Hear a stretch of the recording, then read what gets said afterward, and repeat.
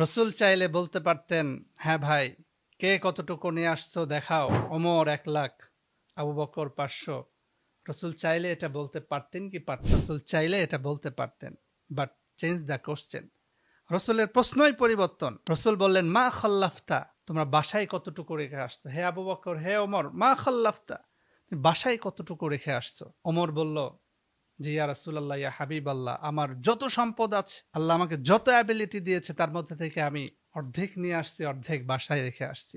আর আবু বকর বলল, ইয়া রাসূলুল্লাহ, ইয়া হাবিব আল্লাহ, আমার যা সম্পদ আছে আমি সব আল্লাহর দরবারে, আল্লাহ রসুলের দরবারে আমি হাজির করেছি। আমার যা সম্পদ আছে আমি সব নিয়ে আপনার দরবারে হাজির করেছি। বাসায় শুধুমাত্র তারাক্তুল্লাহ ওয়া রাসূল, আল্লাহ এবং আল্লাহর রসুল আছে। সুবহানাল্লাহ। এই জন্য আমাদের যাদের অ্যাবিলিটি কম, আমাদের যাদের সামর্থ্য কম, আমাদের যার যতটুকু আছে সেখান থেকে আমাদের দান করতে হবে, সেখান থেকেই মানুষের পাশে দাঁড়াতে হবে, হেল্প করতে হবে। আমরা মনে করি যারা অ্যাবিলিটি সম্পন্ন, যাদের অনেক টাকা আছে, তারা শুধুমাত্র দান করবে, আমি তো গরিব, আমি কেন করব না। আপনার যতটুকু আছে সেখান থেকে আপনার মানুষ পাশে দাঁড়াতে হবে, মানুষকে হেল্প করতে হবে, সহযোগিতা করতে হবে। এই পৃথিবীতে, এই জমিনে মানুষের পাশে দাঁড়ানো, মানুষকে হেল্প করার চাইতে আর চাইতে সুন্দর কাজ এই পৃথিবীর জমিনে আর কিছু হতে পারে না। রসুল চাইলে বলতে পারতেন, হ্যাঁ ভাই, কে কতটুকু নিয়ে আসছো দেখাও। ওমর 1,00,000, আবু বকর 500। রসুল চাইলে এটা বলতে পারতেন কি পারতেন? রসুল চাইলে এটা বলতে পারতেন, বাট চেঞ্জ দ্য কোশ্চেন।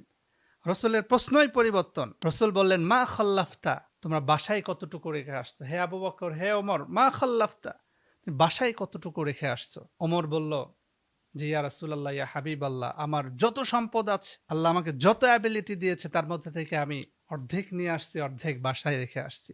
আর আবু বকর বলল, ইয়া রাসূলুল্লাহ, ইয়া হাবিব আল্লাহ, আমার যা সম্পদ আছে আমি সব আল্লাহর দরবারে, আল্লাহ রসুলের দরবারে আমি হাজির করেছি। আমার যা সম্পদ আছে আমি সব নিয়ে আপনার দরবারে হাজির করেছি। বাসায় শুধুমাত্র তারাক্তুল্লাহ ওয়া রাসূল, আল্লাহ এবং আল্লাহর রসুল আছে। সুবহানাল্লাহ।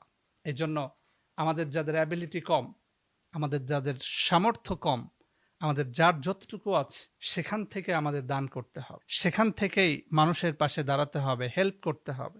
আমরা মনে করি যারা অ্যাবিলিটি সম্পন্ন, যাদের অনেক টাকা আছে, তারা শুধুমাত্র দান করবে, আমি তো গরিব, আমি কেন করব না।